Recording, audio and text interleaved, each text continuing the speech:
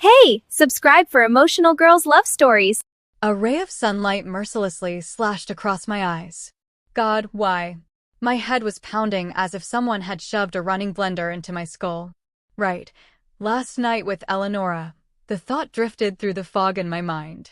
The wine, her cold gaze that softened for just a moment. And then I spent half the night drowning my strange feelings in the hotel bar. Wait.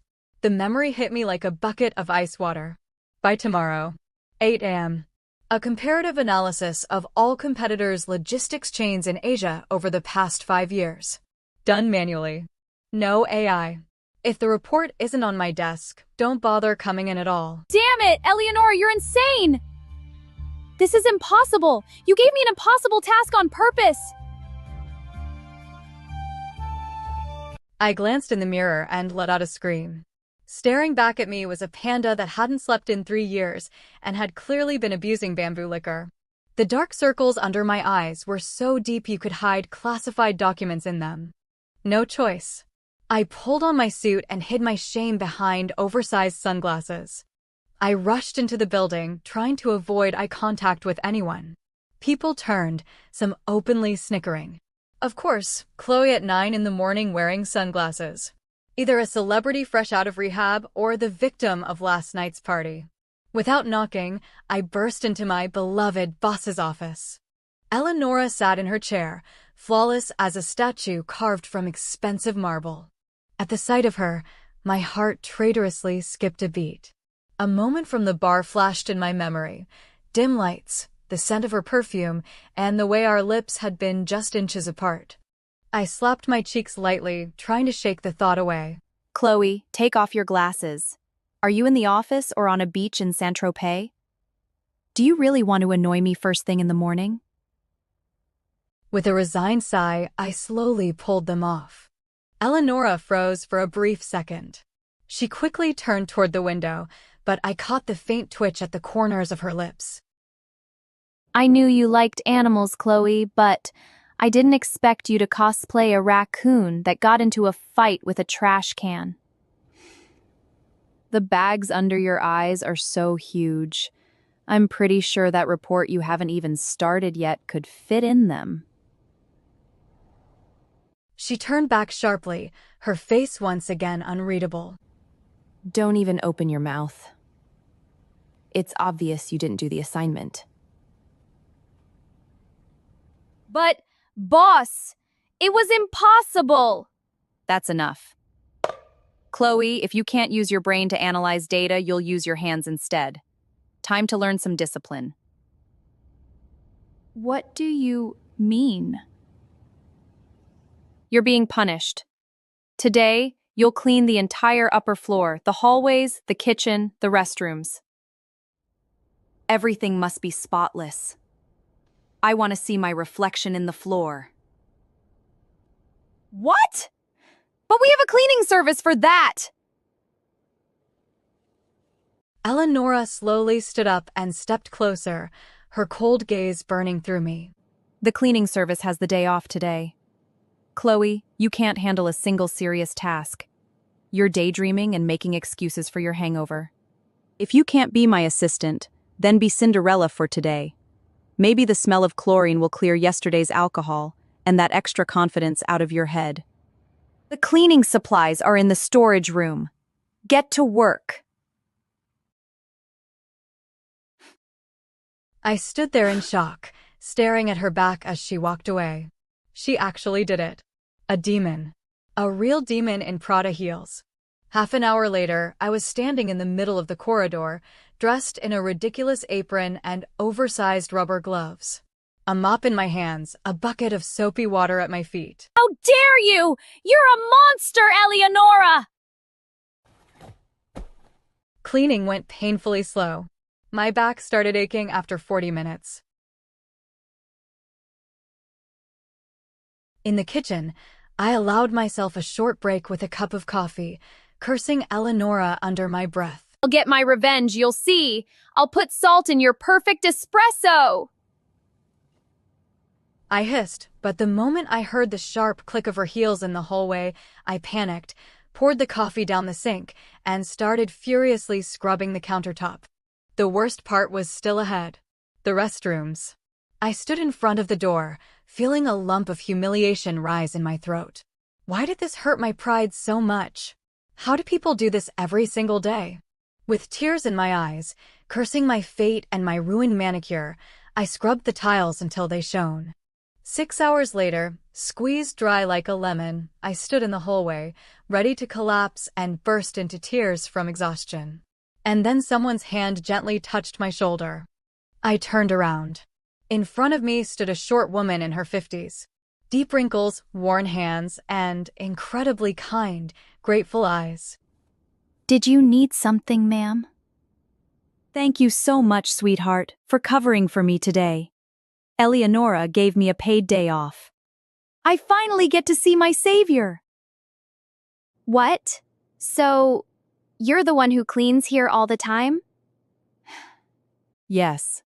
I had to go to the hospital today to see my granddaughter. She's seriously ill, and I can't leave her alone. You really helped me out. Yeah, no problem. But why do you keep working here? It's so hard. My manicure is ruined, I'm covered in dust, it's not worth it. I never had an education. Eleonora found out about my situation and gave me a chance. She pays me enough to cover my granddaughter's treatment and support us. This cleaning is just a small way for me to repay her. I'm sorry, I've talked too much. Have a lovely evening. She walked away, and I stood there, frozen. Something inside me tightened painfully.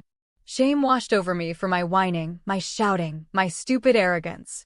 While I was pitying myself over a broken nail, this woman was fighting for a child's life. Chloe, when did you become so selfish? For a moment, memory surfaced, my father's cold eyes, the endless comparisons to my perfect sister, but I quickly pushed them away. I returned to Eleonora's office, forcing myself to stand straight. It's done. Go ahead and check. I did it. Even if I now smell like a cleaning supply warehouse.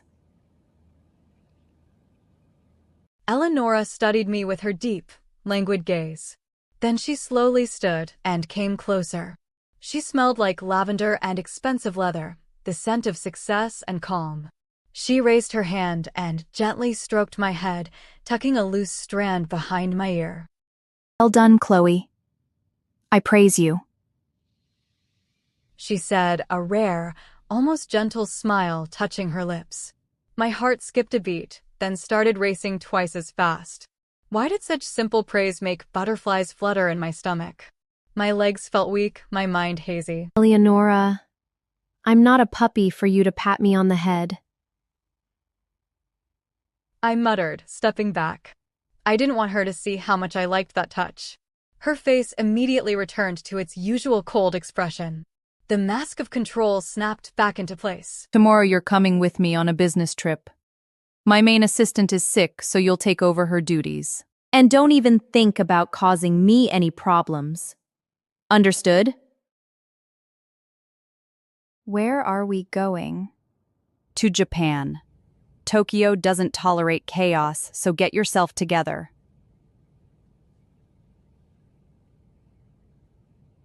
Tokyo. I celebrated silently. Panoramic hotels, city lights at night, sushi, shopping in Ginza, maybe even hot springs. All right, Eleonora. I replied, already anticipating the trip. It seemed the punishment was over, and the most interesting part was just beginning. The morning at the airport was hectic, but I was practically glowing.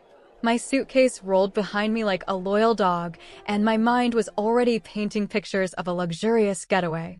When I spotted Eleonora's tall silhouette in the distance, I couldn't help myself, I waved.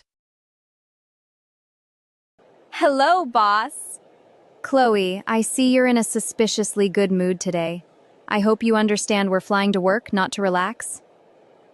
Of course. I replied, even though in my mind I was already lounging by a pool.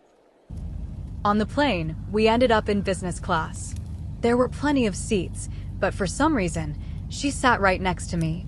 The warmth in the cabin and my terrible lack of sleep after yesterday's cleaning quickly took their toll. My eyelids grew heavy, and I drifted into a deep sleep. A soft jolt, and Chloe's head fell onto my shoulder. I froze, afraid even to breathe. My heart betrayed me, beating faster, echoing loudly in my ears. I should have pushed her away, restored the distance, but I couldn't move. I looked at her face. Why do you look so innocent when you're asleep? In this state, you really are beautiful, Chloe, when you're quiet. Slowly, barely daring to touch, I reached toward her face and in the same second pulled my hand back. I had spent so long convincing myself that my university love was dead, that only hatred remained, but I was lying. Despite your unbearable personality, I still love you. And it hurts unbearably because I know it isn't mutual. I let out a quiet breath, trying to steady the tremor in my hands and put my mask of indifference back in place. Several hours later, we finally landed in Japan.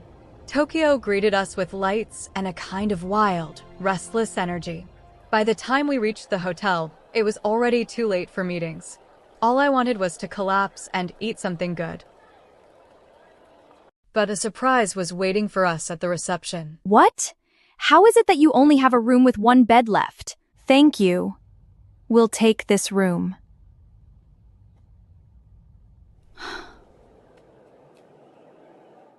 Sorry for the inconvenience. Let's go, Chloe.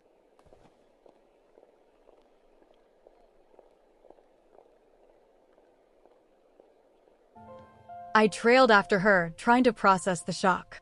Seriously? One bed? Eleonora, what are you planning? You're not going to cross any lines, are you? What if she tries to kiss me again, like in that bar, and this time doesn't stop? Oh God, I can't think about this. Meanwhile, Eleonora walked calmly, as if sharing a bed was something we did every day. We ordered sushi to the room. While we ate and discussed the schedule for tomorrow, I caught myself staring at her. The glasses suited her ridiculously well, and the way she adjusted them every time she leaned forward, it looked cute. Stop it, Chloe. What are you even thinking? After dinner, I changed into something comfortable and lay down on the edge of the bed, while Eleonora buried herself in her laptop again. Is she even human or just a robot? Her focus was intense. For the first time, I saw her with her hair tied up in a loose bun.